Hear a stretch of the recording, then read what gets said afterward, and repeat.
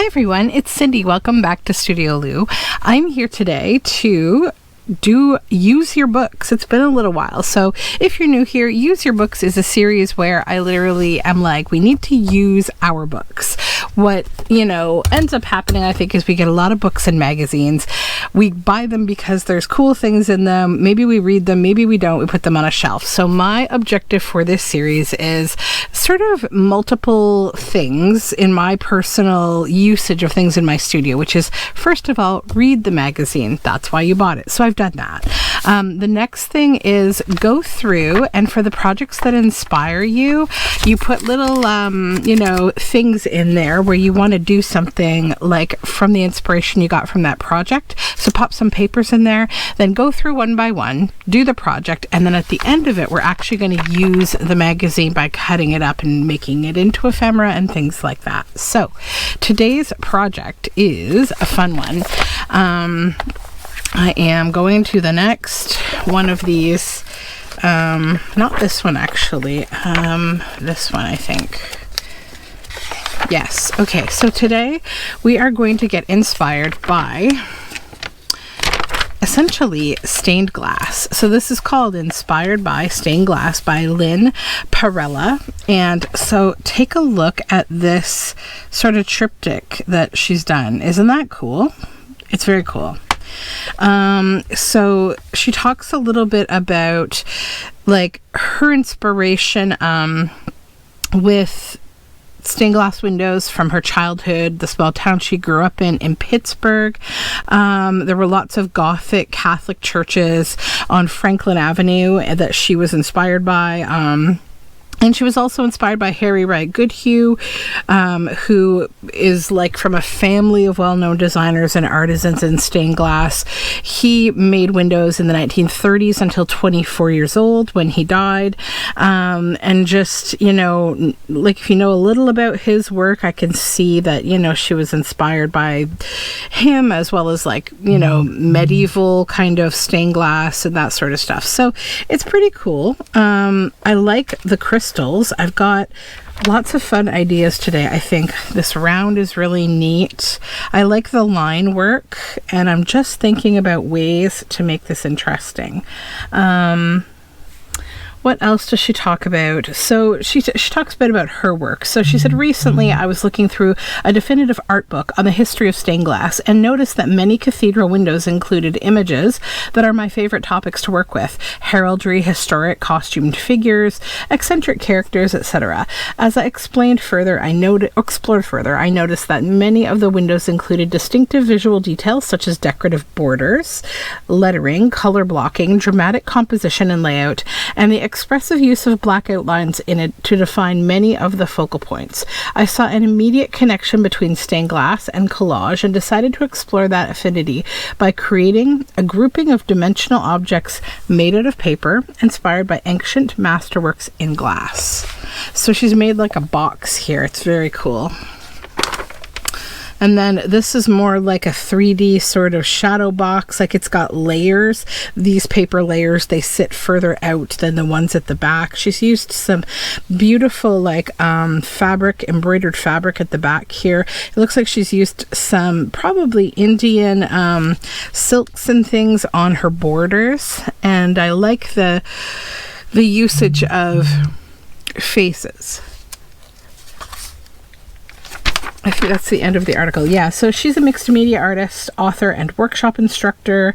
For more inspiration, go to lkperrella.com. Now, I will check if that website is still alive and well, and if so, I will link it below. If not, I'll try to find her other social media, and I will link her below.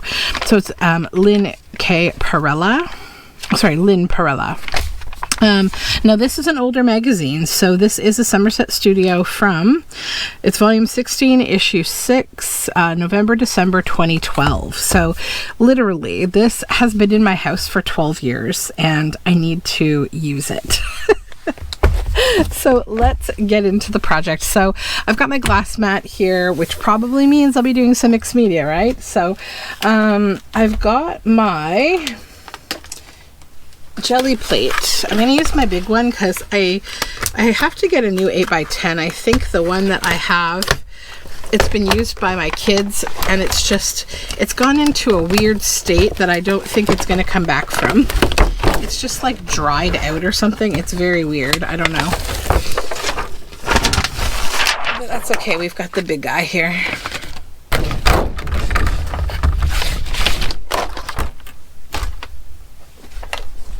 So we'll just put Mr. Wobbly right here. There we go. What is this? This is a piece of fiber.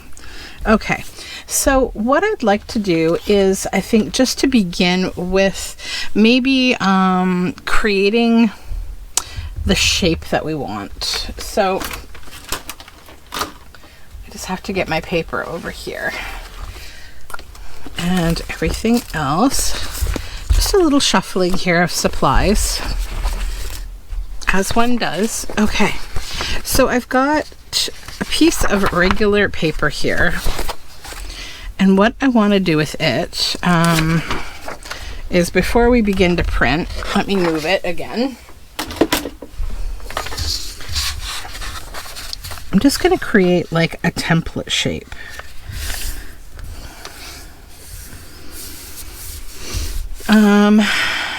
Then I'm going to fold it in half 2 times, I think,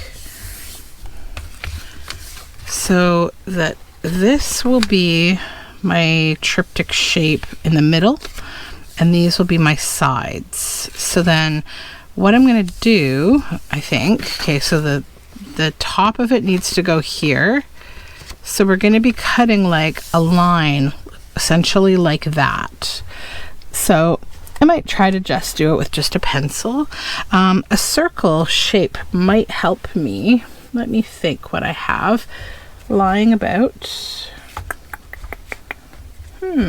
Circle, circle, circle. Here's a circle. It's a little small though. Yeah.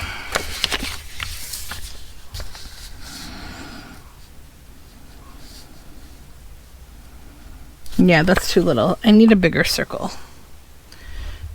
My coffee cup, would it be a good? No, also too small. See, that's a sign that I need to drink bigger coffee. Oh, I know what I have right here. Haha. This will work. Tape will work. Okay, so let's fold this again.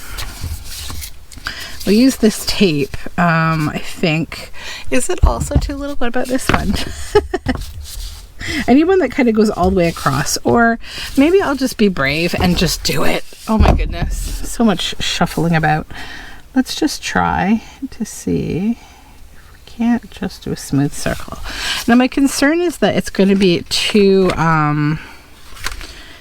that's too much of a curve. So how do I make this triptych a shape that's not so big? Because if I think about it, cutting this, like the whole width of it will be whatever this is, right? So that's kind of big for a piece of ephemera. Yeah, so maybe the issue is that I need a smaller piece of paper. So why don't we go with just taking my ruler here. Let's try removing one of these triptych panels. This is just an 8.5 by 11 paper, okay? Regular copy paper. Okay, so now we have to reestablish the middle fold.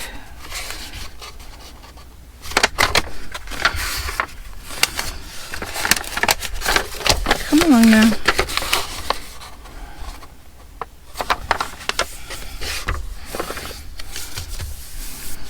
Okay, then again we'll fold it in half. Okay, so now the full width of the triptych is actually much better sized. Okay, so then what we'll do is fold this again. Then I can probably now use the tape, right, as a guide. But that feels too round. Yeah, I think it's not going to be sharp enough. I'm just going to try again with pencil. Yeah, okay. So now let's just double check that I did it the right way. I did not. Okay, this is why we check. So I did not do it the right way. This is now the center, okay? So my line has to go, oh, hold on. No, I did do it the right way. Where's my line? So if I fold this here and here, the high side will be here. Oh, no, I did do it right. Okay, no, I did. Okay.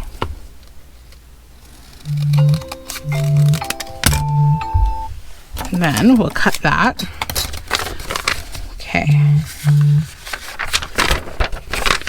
So now we have this, and that's what I'm looking for as my shape. So now you're like, oh, what a messy piece of paper. Like, you know, it's all folds and wacky. Well, here's the thing. I'm actually going to use this template as the thing that I'm going to jelly plate, because I'm going to be backing it onto thicker paper. I want thin paper on the jelly plate just because it's going to pick the color up easier and better. So we can get on with this. So let's put this here. And the color I want to start with to get that background I'm looking for is Arteza Premium Fancy Black A709. It's like my favorite paint in the black family for just creating something beautiful. So I'm just going to put a little paint down. Don't go too crazy with the amount of paint you use. Try to keep it so that it's like, you know, a little bit thin. That's what I'm looking for right there. Just a nice thin coat.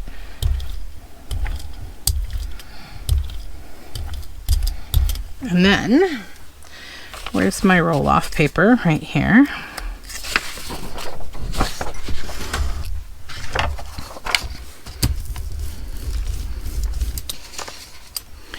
Okay, so now we have this, and I'm going to lay, I've chosen this as what I want the background to be. Now, I think actually that's not going to work because it's probably too small. So, hold on. I've got to grab another print. I think I've got the perfect one now.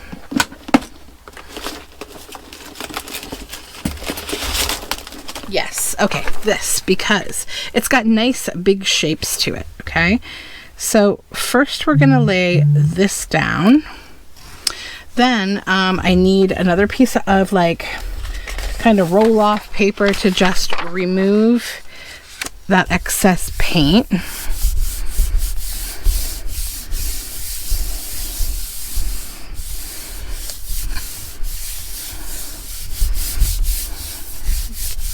Okay. And we're going to get this beautiful paper. And I think I'm going to use the other side of it, actually, because I'm just going to create like a nice journal page with this. And to remove this side, I'm going to use my brayer, which I've already put down on roll-off sheet so that I don't get paint all over my hands, because both sides of this will have wet paint. But because I didn't use a lot of paint, it's not like soaking wet, okay? So there we go. Now you have a fun piece of paper too. So let's just check this, see if there's any more. There probably is a bit more here that I want to remove. I'm going to go in and just grab bits of paint that didn't pick up. Okay. Yeah, that's okay. So now we'll pick up our stencil, and this is what we need to let dry. And while we're letting that dry, move it out of the way here, and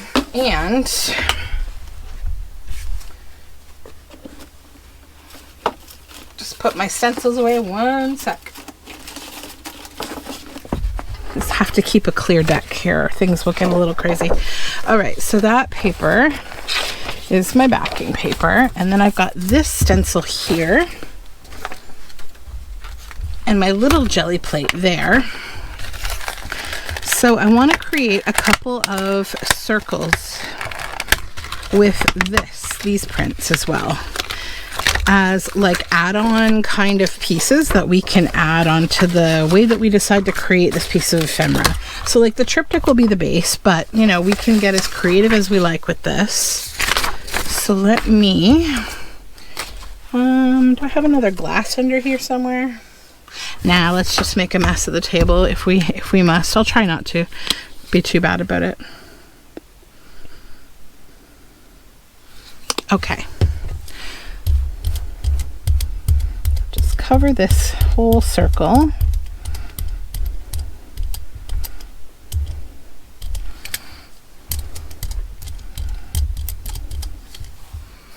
Roll off paper is here.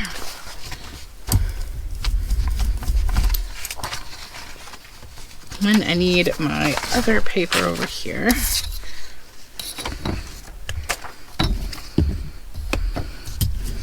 Okay.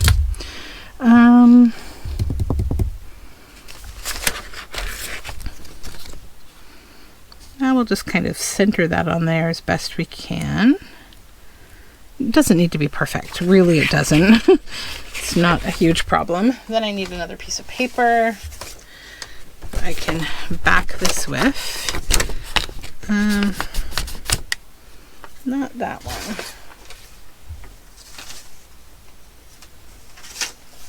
Here we go. Use that to pick up some of this color.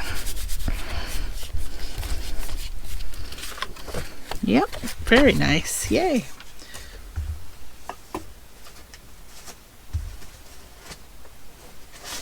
Grabbing another piece here.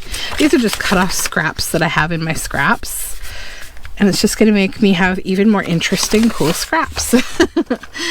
All right, so now we'll lift up this stencil and we'll just let this one dry. Put it off to the side, bring the original back.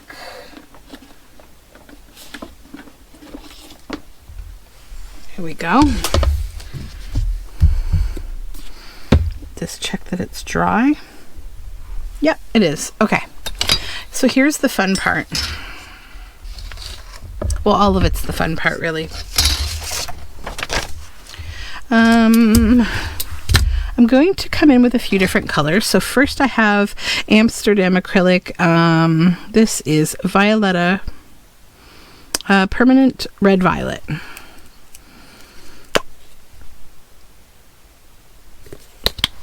So just the smallest amount. Just like literally one drop of this is enough. Probably even too much.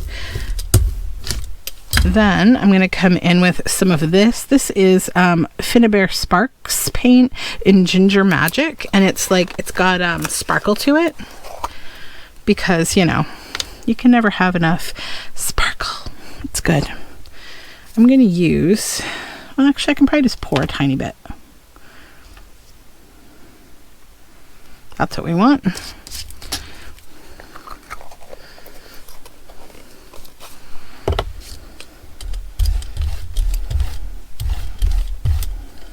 Not enough.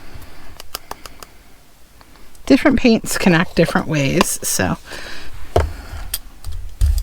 And if you get too thin, then it will only stick to the black paint. It won't actually adhere the way we want. Then I'm going to come in with this green. This is a folk art green forest paint.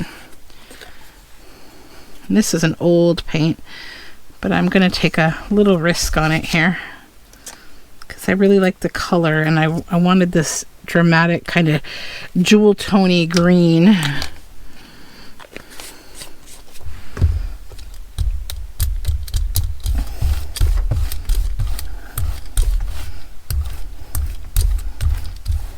Okay. So I think that's what we want for paint right there. So this will be for the main template piece. And then just kind of look at your pattern and where and how you want this to go. I think I want it right here. Okay. And then I'm just going to take like my scrap pieces here just to cover it up. along with my roll-off paper. And that'll give me like a surface I can roll this on. Get rid of that paint blob. There we go.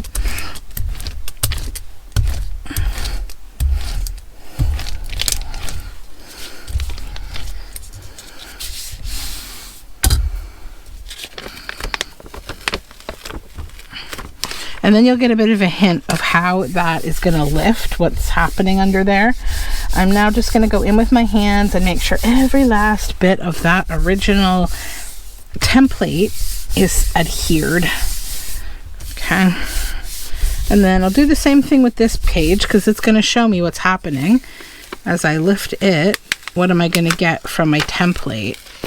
So I think it's looking pretty good. I'm seeing that whole pattern rising.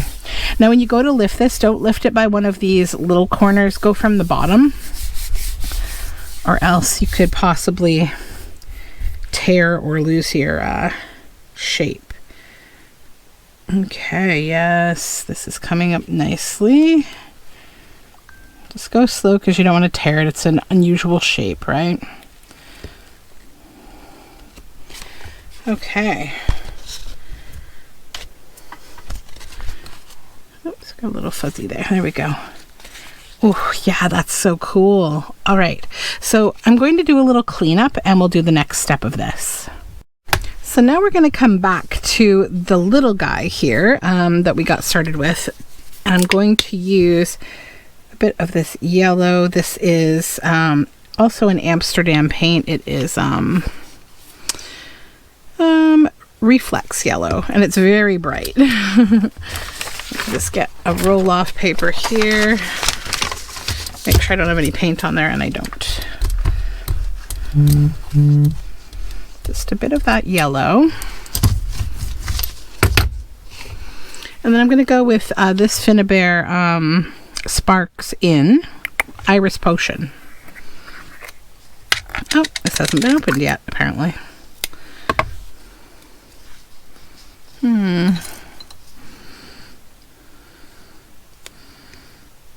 I'll just use that. Oh, is that dry? A little bit clustery. We won't try to get we won't get too wild with that paint.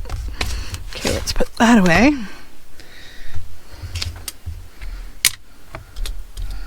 Need a little more. I remember this paint, it needs a little more to do its thing. All right.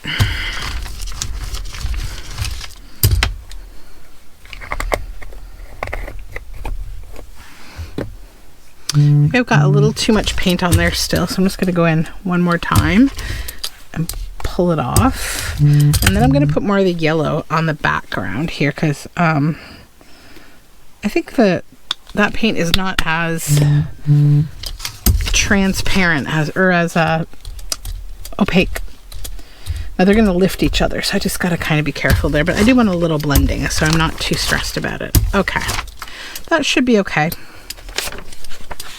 And then I need to lift that also with some more copy paper here. I've got some misprinted papers I'm just going to use them up because it's just copy paper. We don't need to be super picky about what we use here. This is going to be an upcoming project if you're looking at it. Printed on regular thicker paper, not this thin copy paper.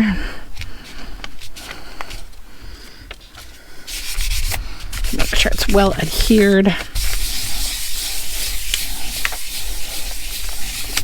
Okay.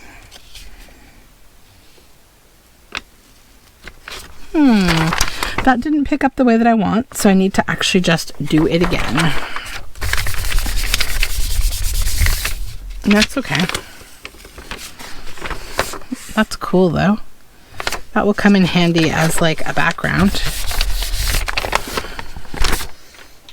All right, let's start again with this and I'll show it to you real quick. And then I'm probably going to do a couple of these just like off camera so that I don't make you wait too long here watching me print these circles, because I want to print a couple of them. I want to print 2 of them in each of these patterns. So there's the one we tried to print, and I need to get some new copy paper here. Okay.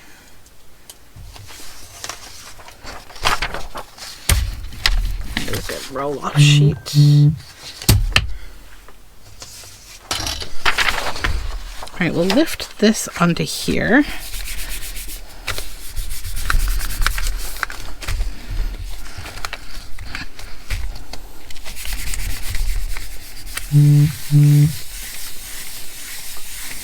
Just make sure it's well pressed. There we go. Yeah, we got a nice image there. I'll just do one more for funsies, just to make sure it's all, that excess paint is removed.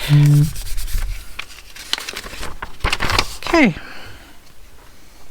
We're creating lots of beautiful scraps today at minimum. So I'm going to let this one dry. Then I'm going to do another one with this pattern as well. But I'll show you the painting on this again, because it went a little weird the first time. I like to share those things, though. I don't like to pretend everything always goes perfectly here, because it doesn't. You have to, jelly printing is a fickle mistress, and you have to play a little bit with it. So I shall return momentarily. So I now have one of the rounds dry again, and let's try printing it again. This time hopefully correctly. So take a little yellow. On. There we go. And we will just roll that down. Then, what other color do I want to use? Maybe, maybe the red, or not red, but there. I just need a little bit. I don't need too much of that.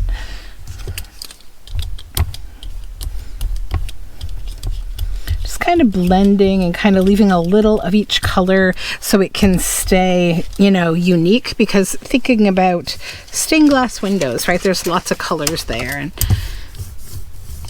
okay, so this is ready to be lifted now, and I just have a just a book page I'm going to lift this one on.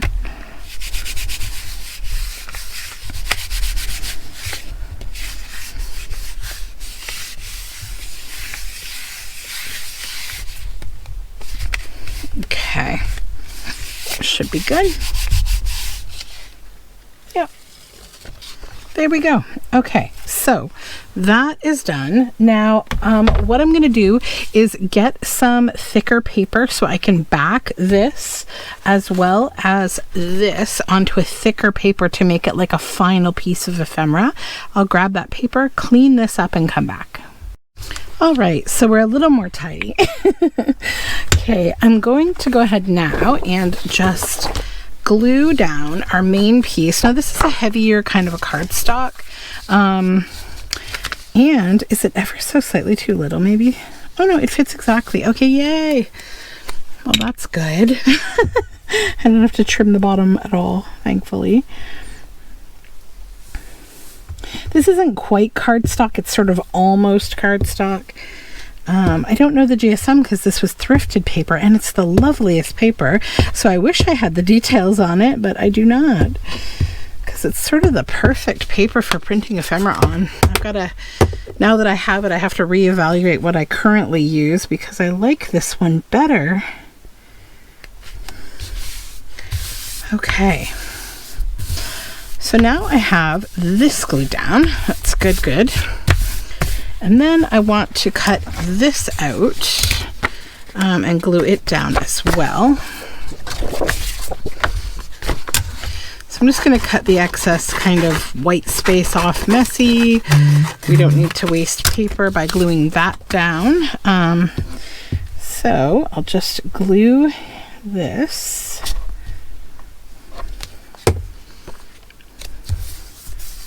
Plunk it down there.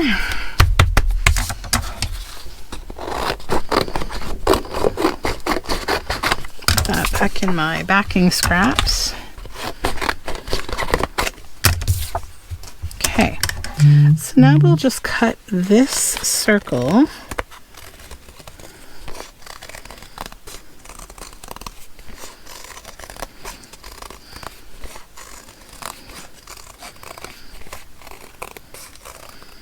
Okay. Then I did go to the liberty of backing the one that I printed. I really like that. I think it's quite cool. So I might try to play with that one a little bit with some ink.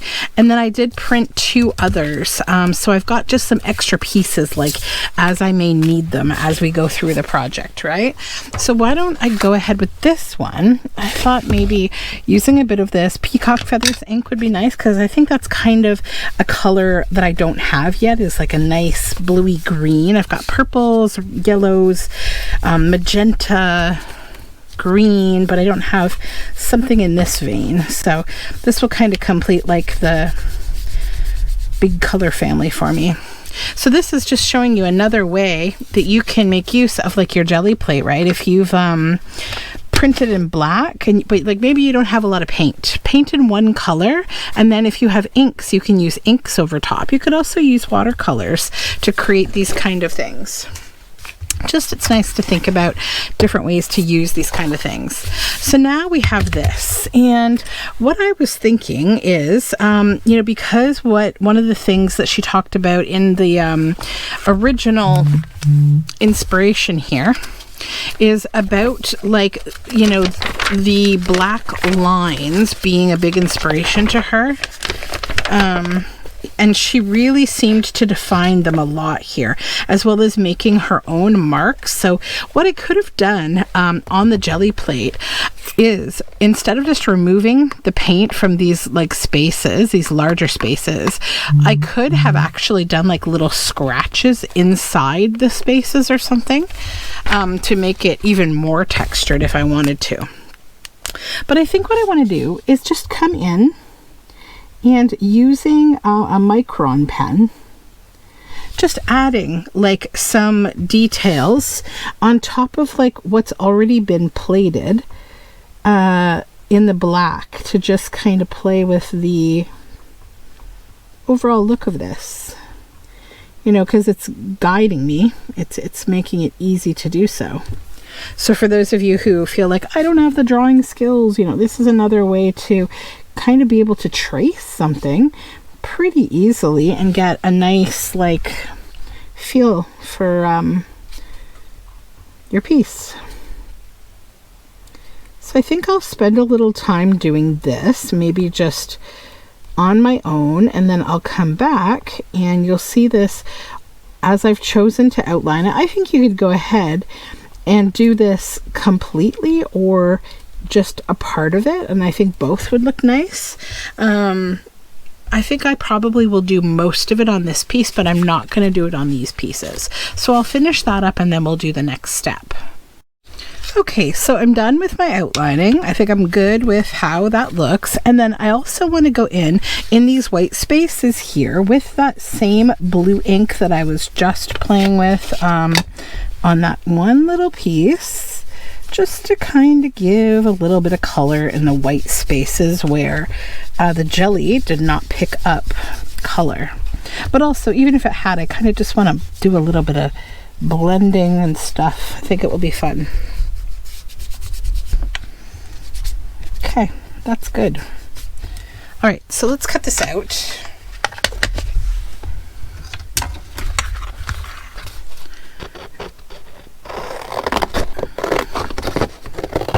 So satisfying to cut this paper. I don't even I don't know how to tell you how much I love this paper, which I thrifted just a little pile of it, and I need to figure out what the GSM is so I can buy some, because it's great. I'm not an expert in paperweight yet. I just kind of been going with what I've been going with, and it's been good, but now this is just very satisfying to use. So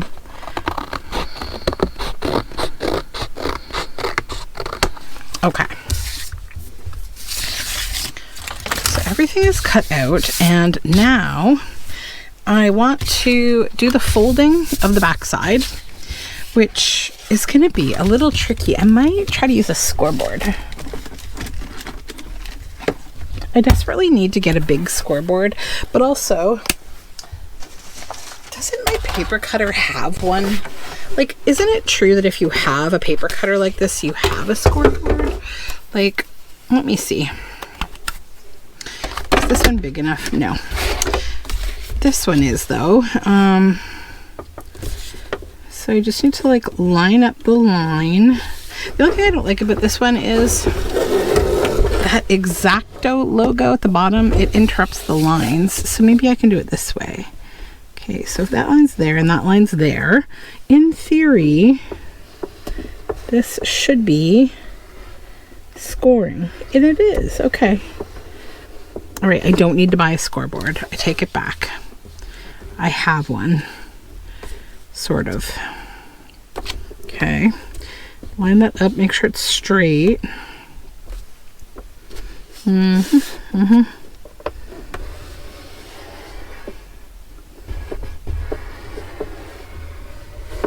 Okay.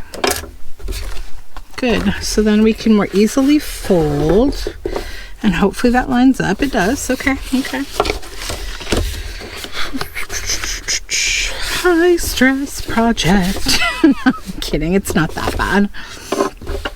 So then let's just bone fold down the creases.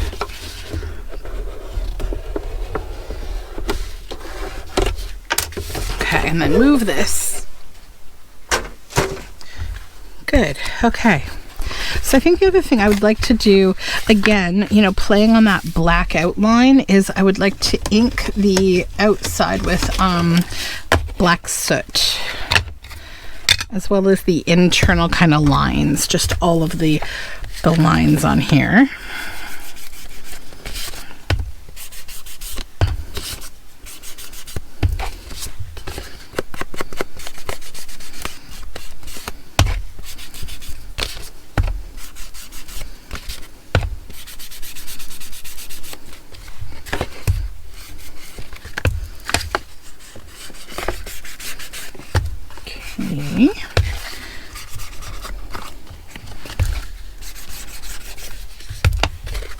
Then we'll flip it inside out. Do the same thing with these lines.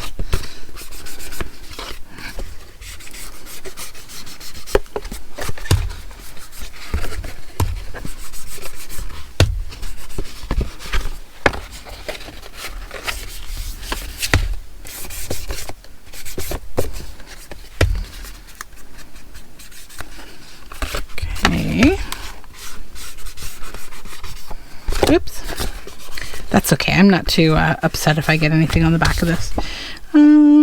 Up here.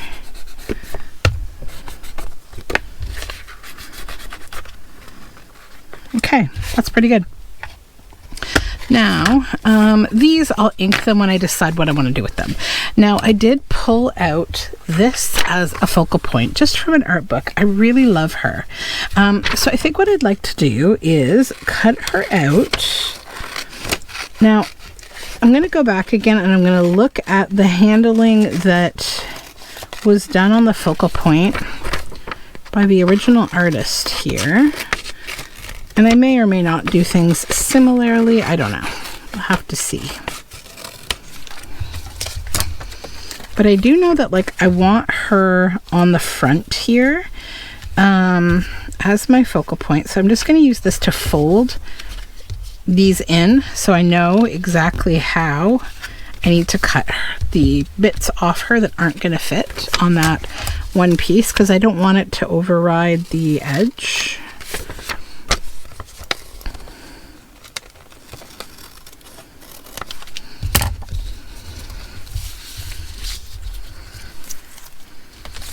Okay. Set the scoreboard to the side here. Let's go back to the work.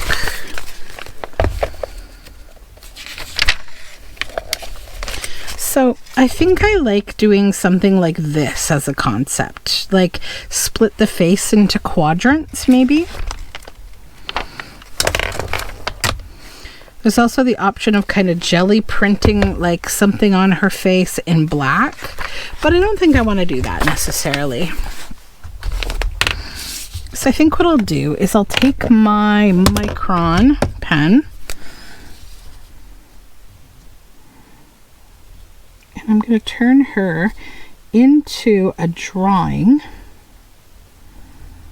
that's a little more linear than what it is right now. But I'm also just going to kind of keep it simple.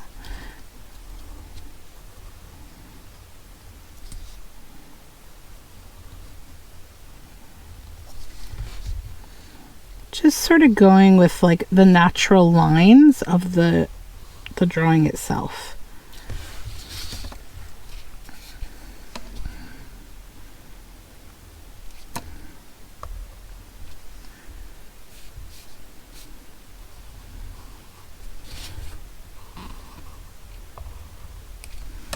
Just kind of creating quadrants that would be like part of a stained glass.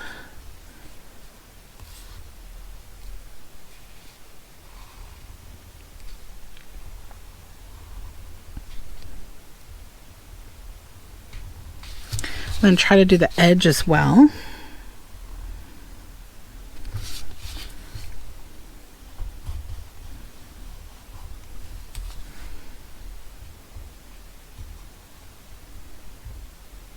A little bit tricky because I'm trying not to smudge the marker with the back side of my hand.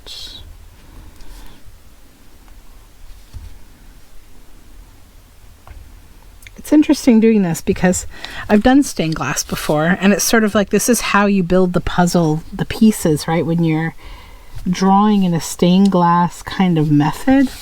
I probably should take this off there because I'll get marker on there. Paper. There we go. But yeah, like when you're drawing out an image, you're creating it in glass, sort of a glass puzzle shapes. You can obviously also buy patterns, but when I did stained glass for the short time that I did, I used to just do it with my own design. So I'm going to let this dry for just a little bit because this marker can be a little cantankerous. And then I'm going to think about how I want to colorize this. I sort of think, you know, actually I may not have to think too hard.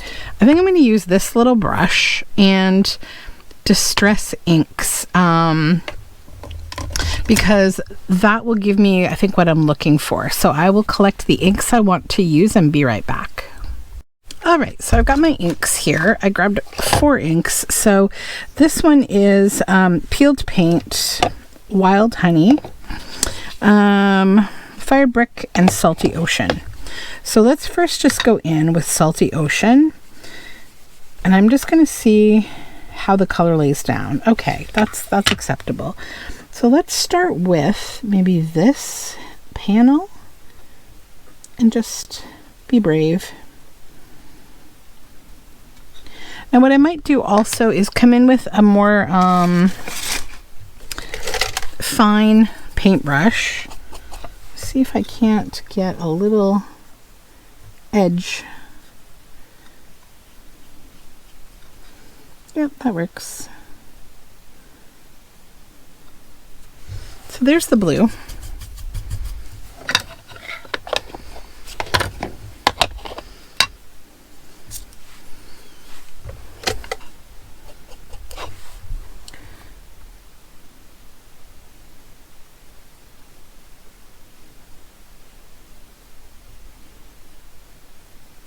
And the red.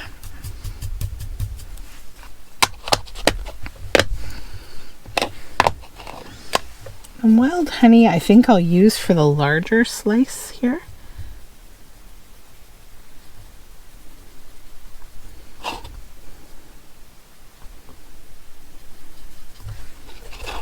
Also, I love how this Wild Honey is just aging this as a piece of art. It's really cool.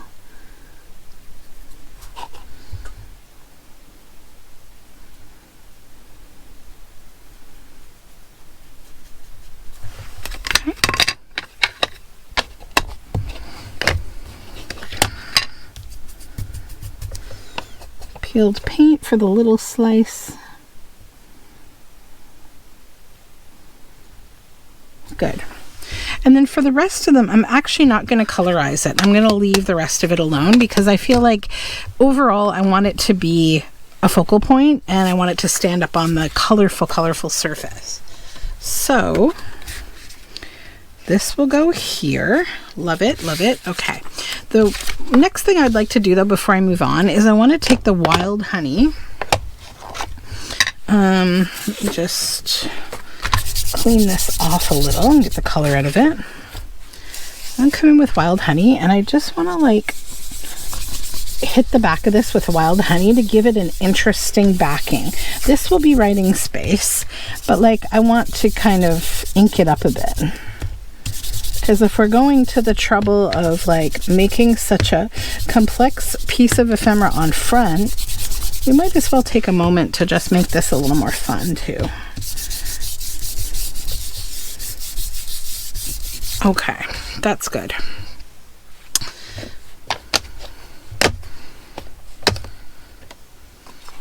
Okay. So now I think we can go ahead and glue this down.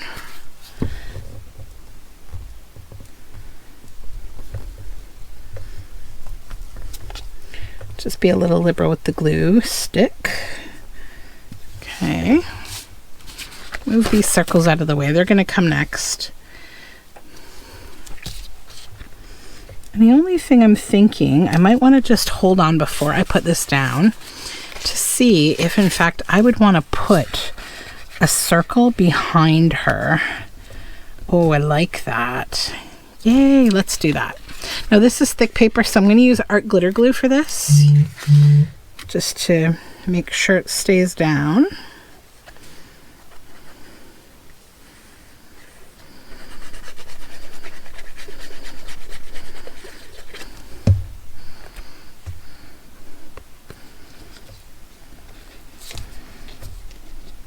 Okay, right there.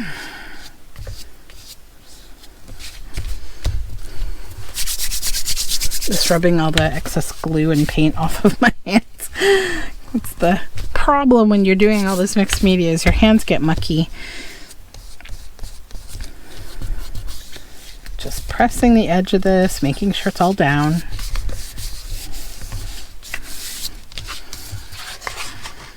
So that's probably gluey. Let's get rid of it.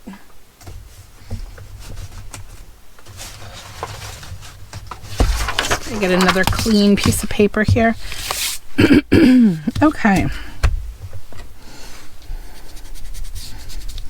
Here we go.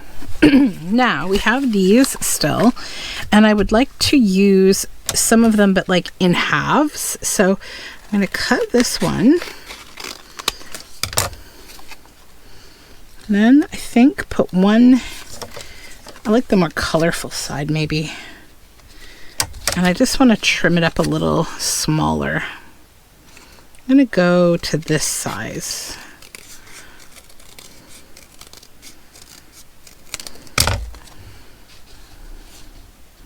Yeah.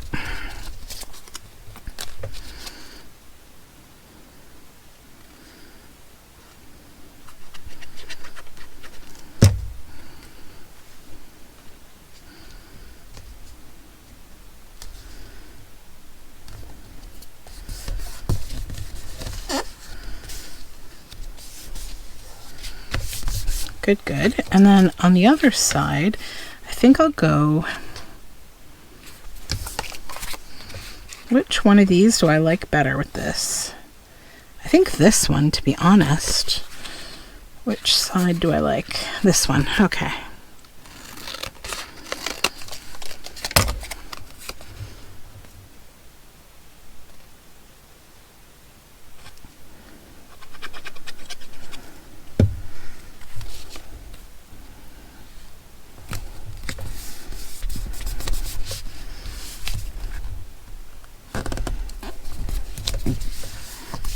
Perfect. Then, micron. I'm going to come around this with the micron.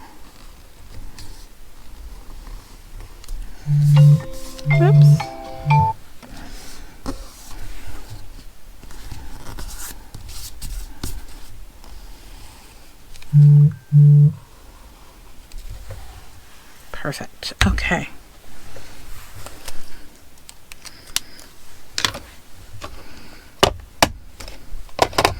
I need to brighten this red a little because I put my hand on top of it accidentally and it wasn't dry yet. Okay, that's good.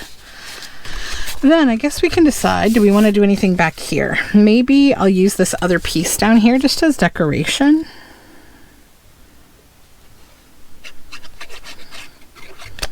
Oops.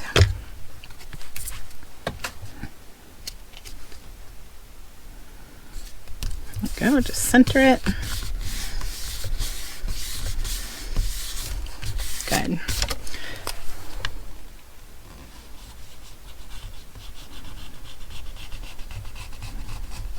Okay.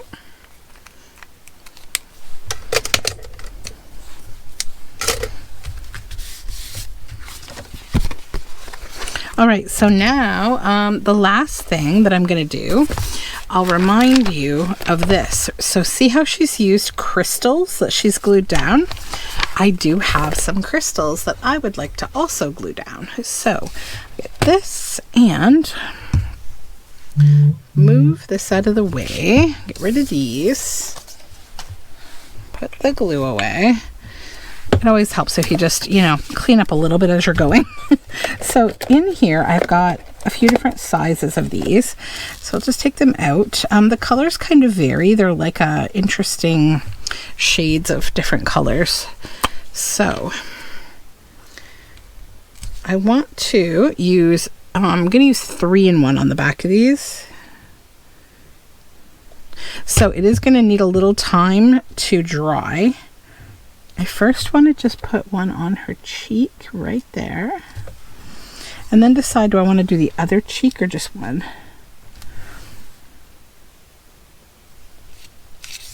I think I like just one.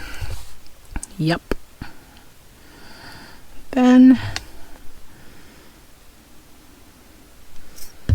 this one, I think I'm going to put it up here on her head, in her hair. And now I'm having second thoughts. I feel like maybe I do want her other cheek. I don't know. We don't have to decide right away. I'm going to grab another one of a different size. I'm going to put that over here.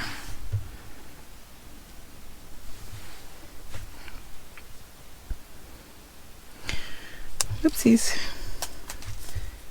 That one is for the floor goblins. Okay. Which will be my daughter. She will find it and say, "Can I keep this?" She's a wonderful helper in that way. That whenever I drop things, she picks them up, but then she's like, "Can I keep that?" And the answer is always yes, because I don't want to have to put it away. And because she's cute, and that's totally awesome that she likes to make these little things out of all the things that I end up dropping on the floor. Probably could have decided where I wanted to put this before cutting it. I think here, or gluing it rather. I think here, right in this center. Okay, so that is that. Let's put this stuff away, get it out of the way, and take a look at our piece here, which of course still needs some drying time, but you get the gist of the idea, right? This stained glass inspiration netted us with this cool Triptych tag. Now what I'm going to do is once it's done drying, I'm going to like lay it down, flatten it, make sure that so it's kind of curving forward. I'm going to press that in my book press, and that will get it nice and flat.